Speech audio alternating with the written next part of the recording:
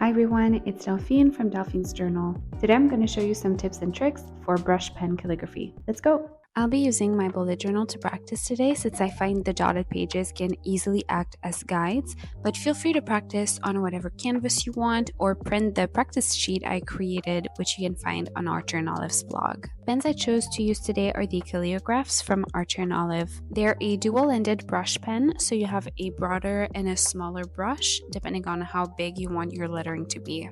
They come in a kit of 10, and the different color selections are always absolutely stunning. The ones I'm swatching right now are from the winter collection. If you're interested, feel free to use my affiliate code Delphine10 for 10% off your purchase at Archer and Olive. Quick tip before we start practicing your calligraphy. The most important thing to remember when learning calligraphy is to put pressure on your pen when you do a downward stroke and to remove that pressure when you do an upward stroke. In my opinion, this is the core movement to practice, and you can also practice by attaching the upward and downward strokes together. This will make it easier to form letters later on. The clips that I'm playing currently are in real-time speed, and I think that it's important for you guys to realize how slow I'm going, because I think a lot of people go very, very fast and they're not satisfied with the results. Learning a new skill takes a lot of time, so take your time. This leads us to the first official step of my little calligraphy tutorial. I'm going to be creating a guide in my bullet journal. The two full lines represent where the core of your letters will be, and the broken lines are the upward and downward guides for letters like a D or a J. The great thing about using a bullet journal for practicing your calligraphy is that you can make your guide how big or how small you want it to be. So here I'm making a bigger guide because I'm going to be using the broader tip of the calligraph. Now that your guide is ready, we're going to practice our basic strokes. The theory behind traditional calligraphy is that learning a few basic brush strokes will create an entire alphabet. We have the upstroke, the downstroke, which I'm adding pressure to, the oval, which puts pressure on at first and then relieves that pressure. We then have the overturn, the underturn, the ascending loop, so we are going to be using that guide, the descending loop, which we're going to use the downward broken line, and finally the compound curve, which is a bit of a mix between the overturn and underturn.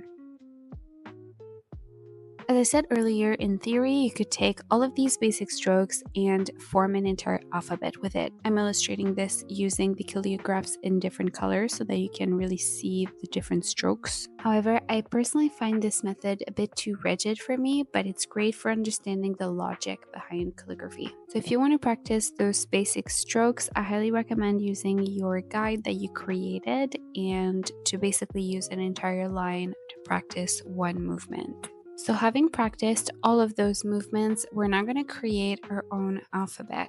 This alphabet does not follow the strict movements we just learned, but that's okay. This fits a little bit more my usual style. And you could totally use this guide to practice one letter and experiment with different variants. There are so many ways you can write a single letter, and exploring what your preferences are is great. I highly suggest looking at YouTube videos like this one or TikToks, Pinterest boards, etc. It may help you find out what you like best. Another fun dimension of calligraphy is finding your own style. This can come from the letters themselves or how you attach them all together.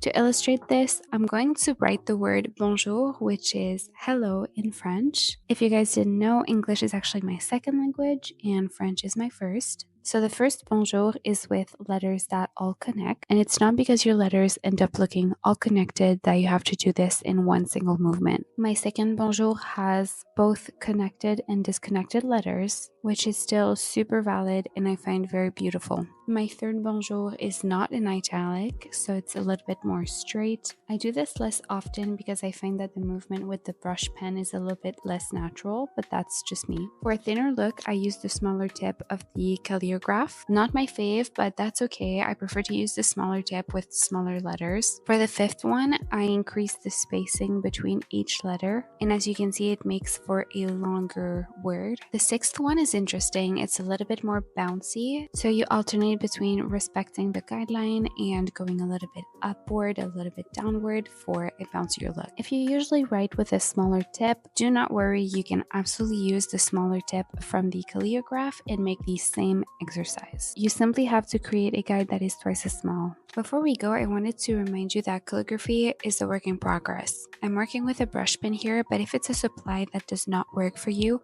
do not hesitate to play and experiment with other ones. For example, you could try faux calligraphy using a fine liner, or use a traditional pen and ink, which is what my mom used when she taught me calligraphy back in high school. And if you think that your lettering isn't pretty enough, trust me, start. This is my first bullet journal back in like 2018, and I can't help but see the progress that I've made over the years.